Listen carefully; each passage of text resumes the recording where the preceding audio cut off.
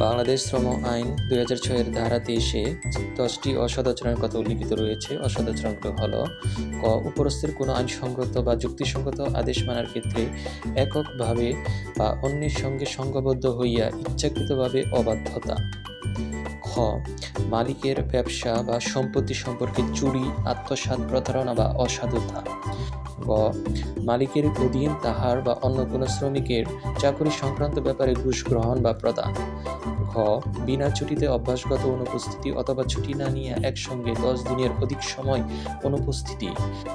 অভ্যাসগত বিলম্বে উপস্থিতি। চ. প্রতিষ্ঠানে প্রযোজ্য কোনো আইন, বিধি বা প্রবিধানের অভ্যাসগত লঙ্ঘন। ছ. প্রতিষ্ঠানের উচ্ছৃঙ্খলা, দাঙ্গা-হাঙ্গামা, অগ্নিসংযোগ বা ভাঙচুর। জ. কাজে কর্মে অভ্যাসগত গাফিলতি। ঝ. প্রধান পরিদর্শক কর্তৃক অনুমোদিত চাকরি সংক্রান্ত শৃঙ্খলা বা আচরণ সহ যে কোনো বিধির অভ্যাসগত লঙ্ঘন। মালিকের পিসেল রেকর্ডে রদবদল, জালকরণ, অন্যায় পরিবর্তন, ওয়ার ক্ষতিকরণ বা ওয়া হারাইয়া গেলা। ধন্যবাদ সকলকে ভিডিওটি দেখার জন্য। আশা করি এটি কাজে লাগবে।